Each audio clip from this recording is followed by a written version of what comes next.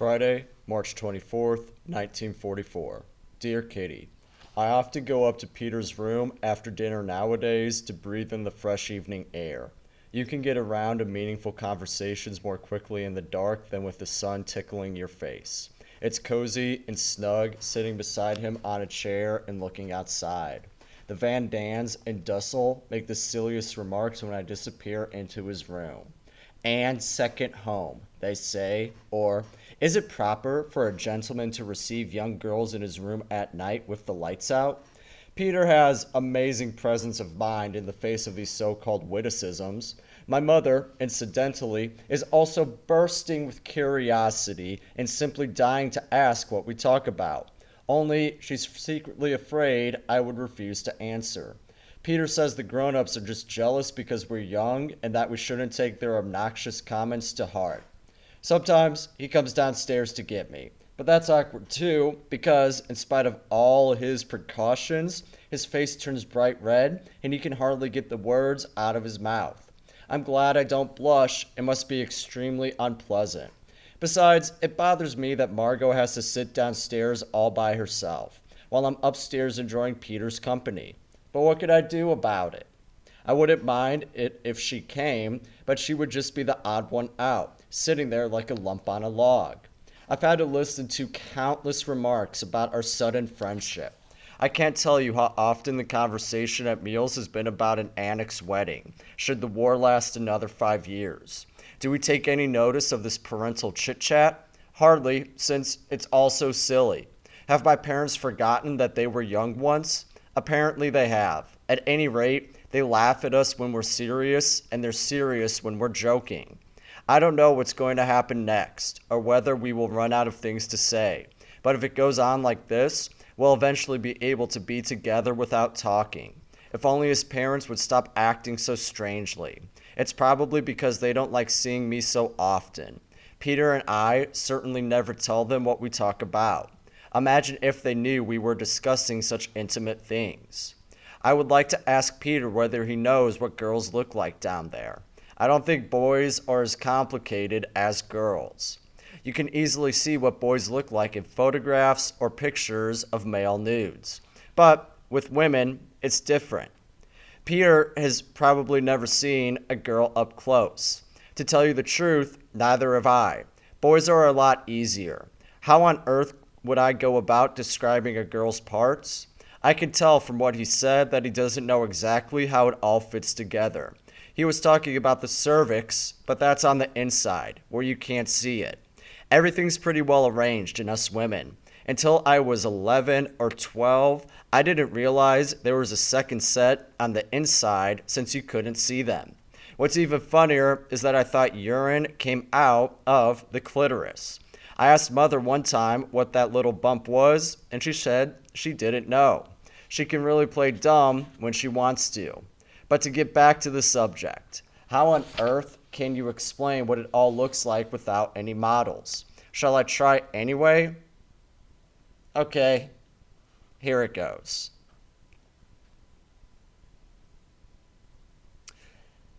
Yours, Anne M. Frank. Saturday, March 25th, 1944. Dearest Kitty, you never realize how much you have changed until after it's happened. I've changed quite drastically. Everything about me is different. My opinions, ideas, critical outlook, inwardly, outwardly, nothing's the same. And I might safely add, since it's true, I've changed for the better. I once told you that, after years of being adored, it was hard for me to adjust to the harsh reality of grown-ups and rebukes. But father and mother are largely to blame for my having to put up with so much. At home, they wanted me to enjoy life, which was fine. But here, they shouldn't have encouraged me to agree with them and only show me their side of all the quarrels and gossip. It was a long time before I discovered the score was 50-50. I now know that many blunders have been committed here, by young and old alike. Father and mother's biggest mistake in dealing with the Van Dans is that they're never candid and friendly. Admittedly, the friendliness might have to be feigned. Above all, I want to keep the peace, and to neither quarrel nor gossip. With Father and Margot, that's not difficult. but it is with Mother, which is why I'm glad she gives me an occasional rap on the knuckles. You can win Mr. Van Daan to your side by agreeing with him, listening quietly, not saying much, and most of all, responding to his teasing and corny jokes with a joke of your own. Mrs. Van Daan can be won over by talking openly to her and admitting when you're wrong. She also frankly admits her faults, of which she has many. I know all too well that she doesn't think as badly of me as she did in the beginning, and that's simply because I'm honest and tell people right to their faces what I think, even when it's not very flattering. I want to be honest. I think it gets you further and also makes you feel better about yourself. Yesterday, Mrs. Van Daan was talking about the rice we gave Mr. Kleiman. All we do is give, give, give. But at a certain point, I think that enough is enough. If he would only take the trouble, Mr. Kleiman could scrounge up his own rice. Why should we give away all of our supplies? We need them just as badly. No, Mrs. Van Daan, I replied. I don't agree with you. Mr. Kleiman may very well be able to get a hold of a little rice, but he doesn't like having to worry about it. It's not our place to criticize the people who are helping us. We should give them whatever they need if we possibly can spare it. One less plate of rice a week won't make that much difference. We can always eat beans. Mrs. Van Daan didn't see it my way, but she added that, even though she disagreed, she was willing to back down, and that was an entirely different matter.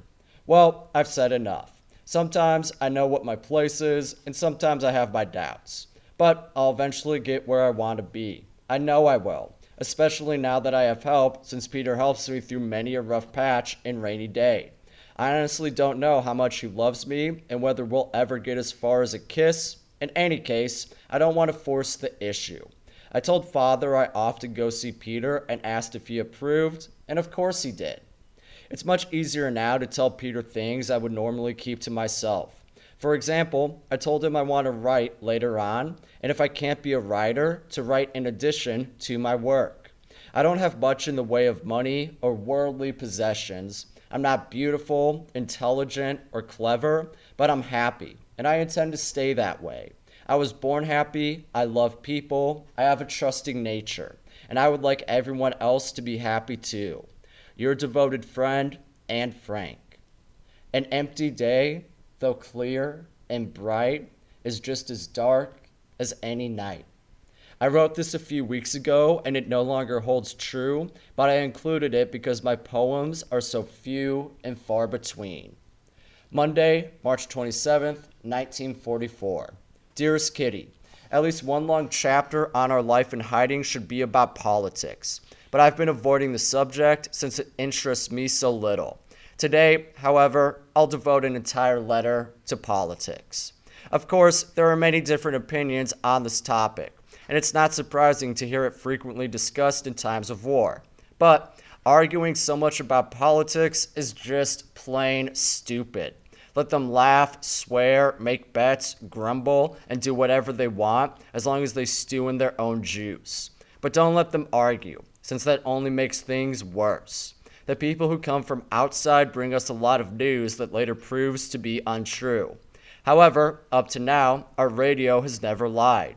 Jan, Miep, Mr. Kleiman, Bepp, and Mr. Kugler go up and down in their political moods, though Jan least of all. Here in the annex, the mood never varies. The endless debates over the invasion, air raid speeches, etc., are accompanied by countless exclamations such as, "Impossible! Oh, for heaven's sake! If they're just getting started now, how long is it going to last? It's going splendidly. Gut. Great."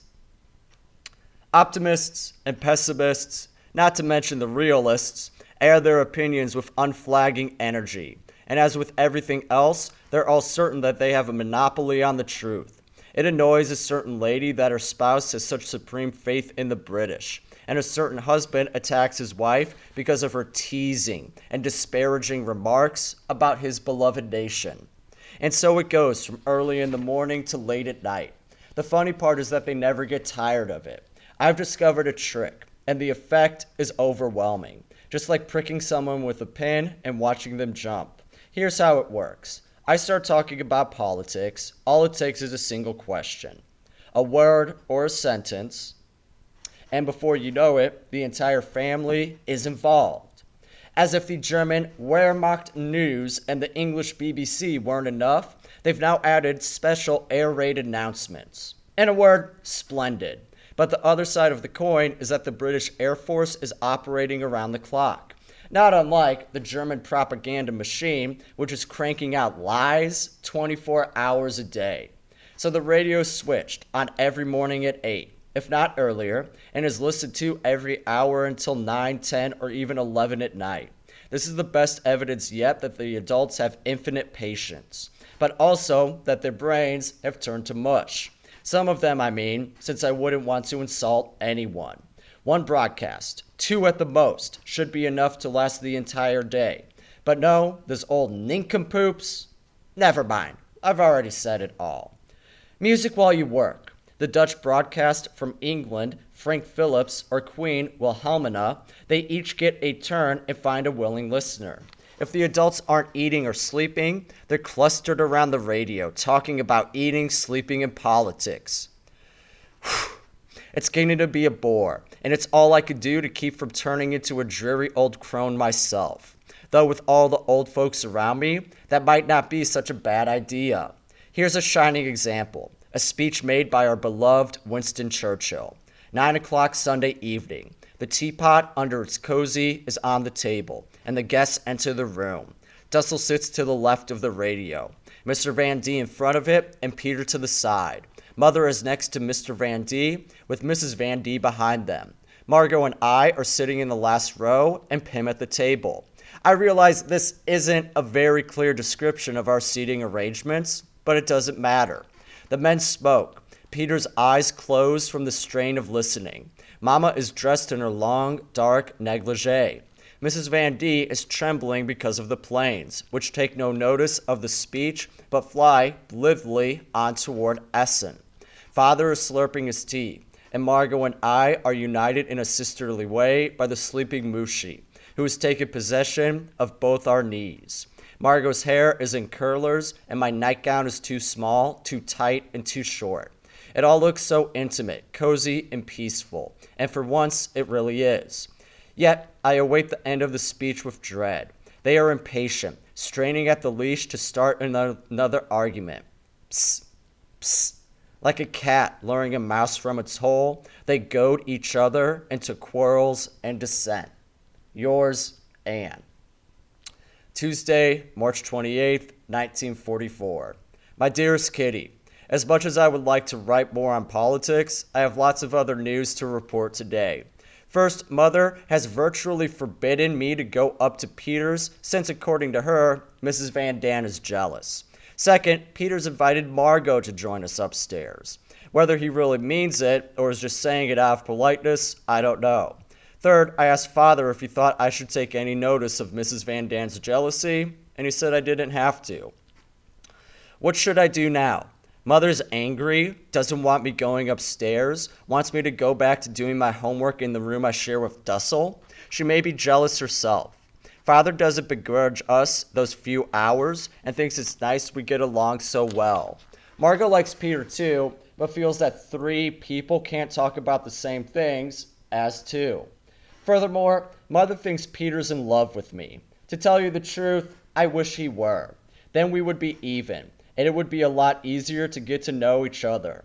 She also claims he's always looking at me. Well, I suppose we do give each other the occasional wink, but I can't help it if he keeps admiring my dimples.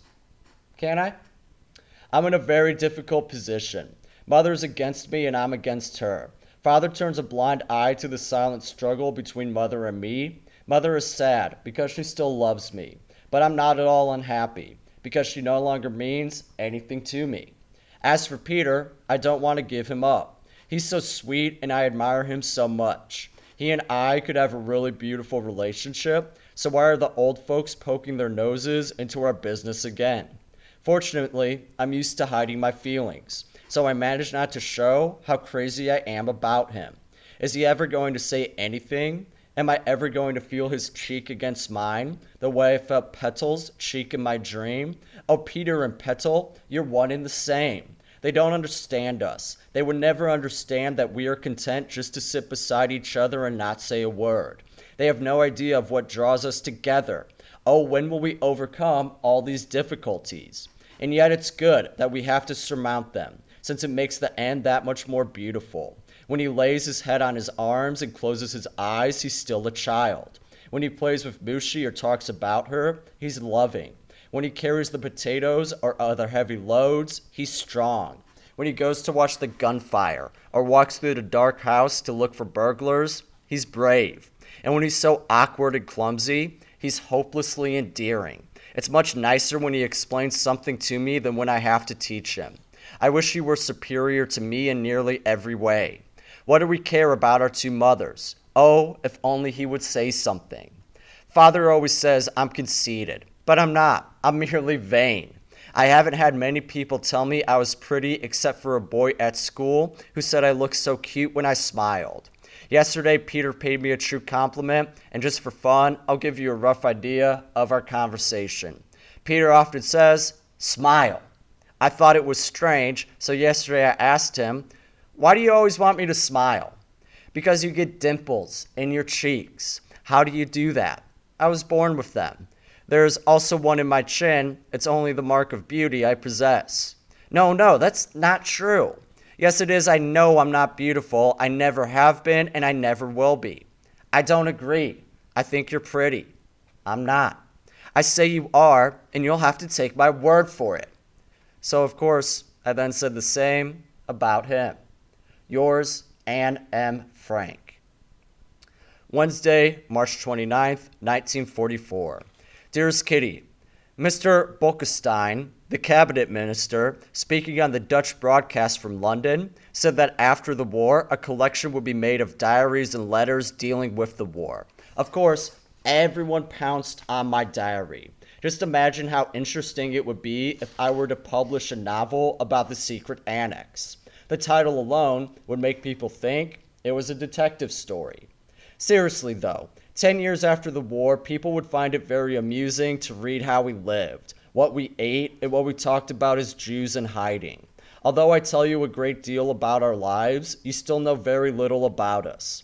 How frightened the women are during the air raids. Last Sunday, for instance, when 350 British planes dropped 55 tons of bombs on Ijmuiden, so that the houses trembled like blades of grass in the wind, or how many epidemics are raging here. You know nothing of these matters, and it would take me all day to describe everything down to the last detail. People have to stand in line to buy vegetables and all kinds of goods. Doctors can't visit their patients since their cars and bikes are stolen the moment they turn their backs.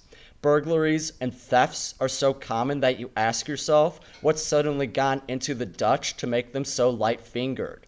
Little children, 8 and 11-year-olds, smash the windows of people's homes and steal whatever they can lay their hands on. People don't dare leave the house for even 5 minutes, since they are liable to come back and find all their belongings gone.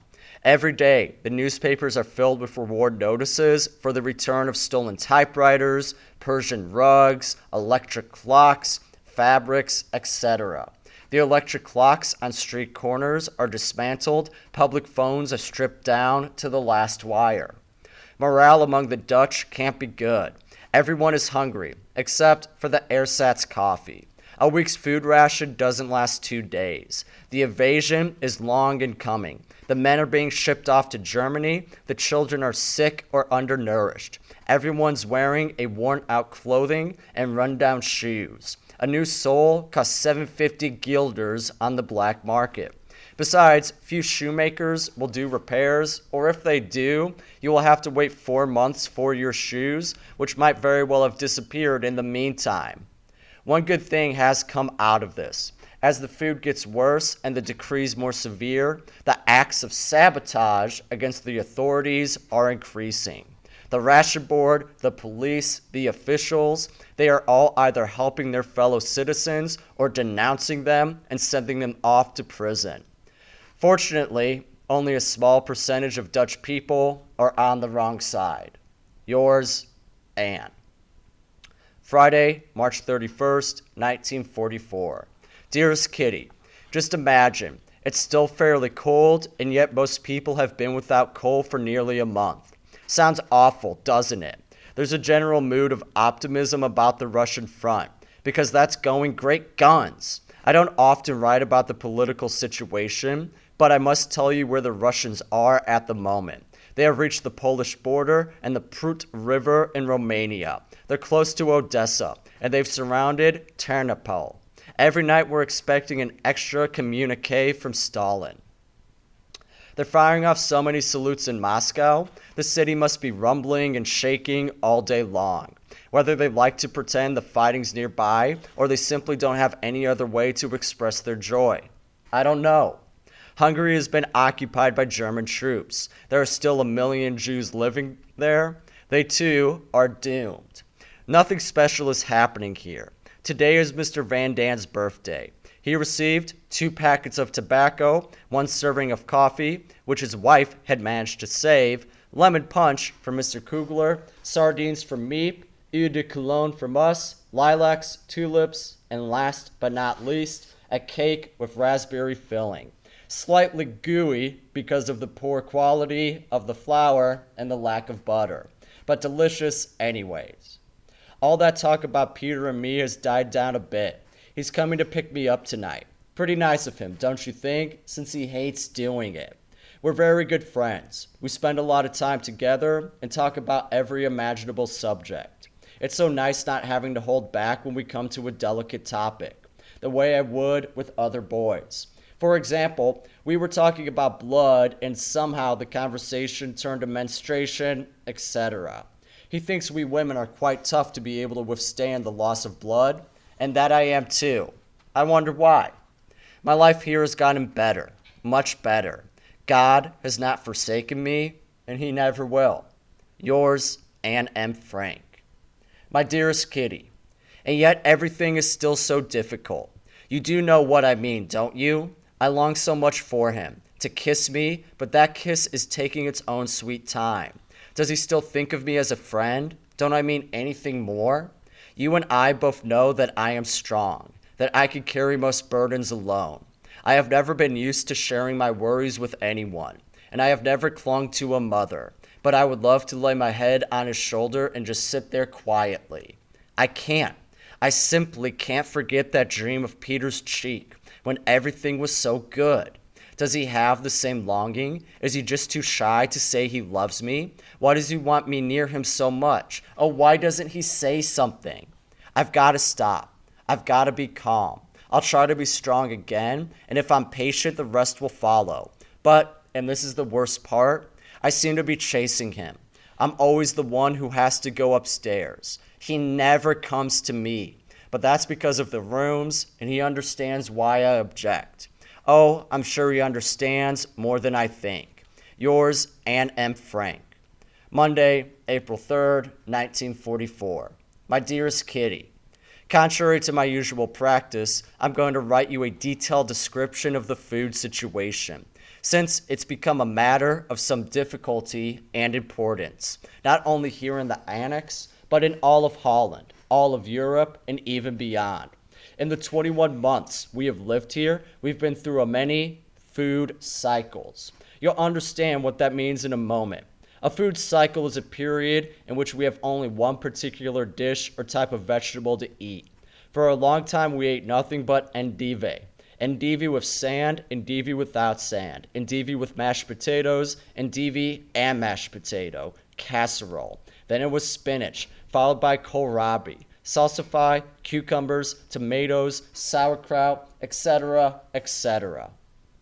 It's not much fun when you have to eat, say, sauerkraut every day for lunch and dinner.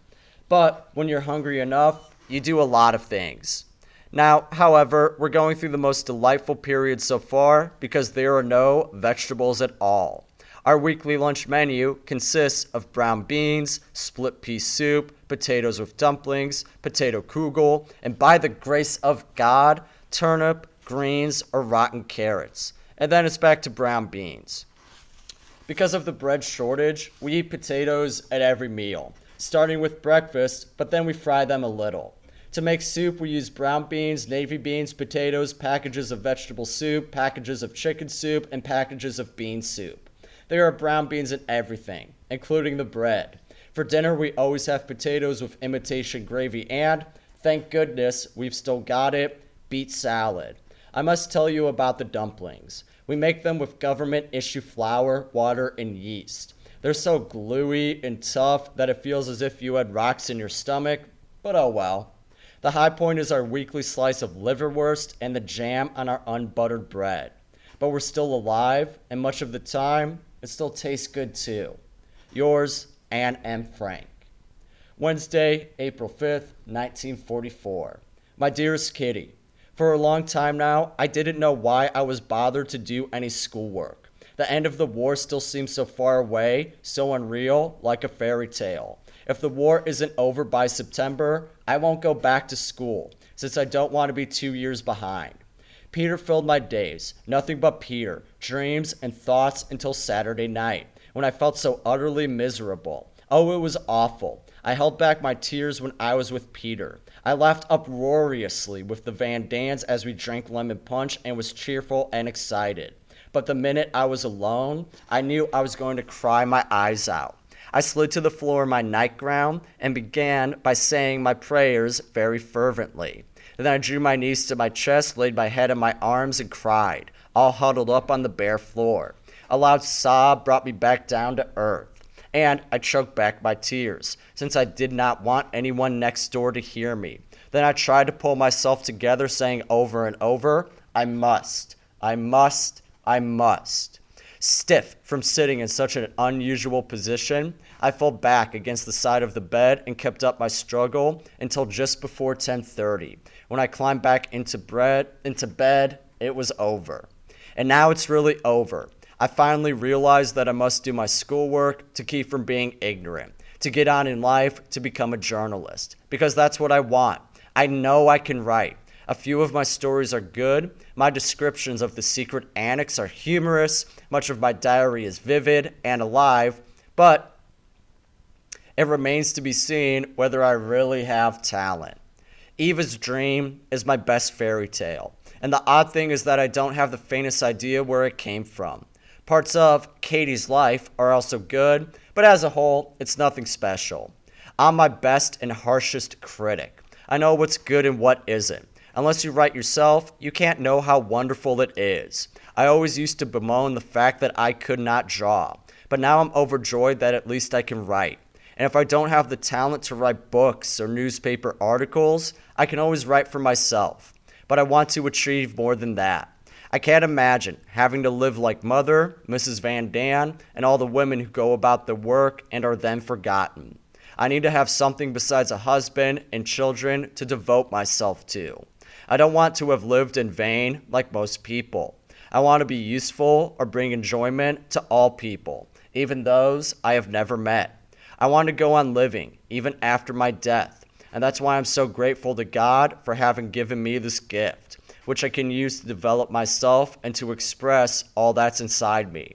When I write, I can shake off all my cares. My sorrow disappears. My spirits are revived. But, and that's a big question, will I ever be able to write something great? Will I ever become a journalist or a writer? I hope so. Oh, I hope so very much. Because writing allows me to record everything. All my thoughts, ideals, and fantasies. I haven't worked on Katie's Life for ages. In my mind, I have worked out exactly what happens next. But the story doesn't seem to be coming along very well. I might never finish it, and it will wind up in the waste paper basket or the stove. That's a horrible thought. But then I say to myself, at the age of 14 and with so little experience, you can't write about philosophy. So onward and upward with renewed spirits. It will all work out because I'm determined to write. Yours, Anne M. Frank. Thursday, April 6th, 1944. Dearest Kitty, you asked me what my hobbies and interests are, and I would like to answer. But I had better warn you, I have lots of them, so don't be surprised. First of all, writing. I don't really think of that as a hobby. Number 2, genealogical charts. I'm looking in every newspaper, book, and document I could find for the family trees of the French, German, Spanish, English, Austrian, Russian, Norwegian, and Dutch royal families. I've made great progress with many of them because for a long time I've been taking notes while reading biographies or history books. I even copy out many of the passages on history. So my third hobby is history, and Father has already bought me numerous books. I can hardly wait for the day when I'll be able to go to the public library and ferret out the information I need. Number 4 is Greek and Roman mythology. I have various books on the subject too. I can name the 9 muses and the 7 loves of Zeus. I have the wives of Hercules, etc., and etc., down to pat. My other hobbies are movie stars and family photographs. I'm crazy about reading and books. I adore the history of the arts, especially when it concerns writers, poets, and painters. Musicians may come later. I loathe algebra, geometry, and arithmetic. I enjoy all my other school subjects, but history is my favorite. Yours, Ann M. Frank. Thanks for listening, everybody. Have a good day.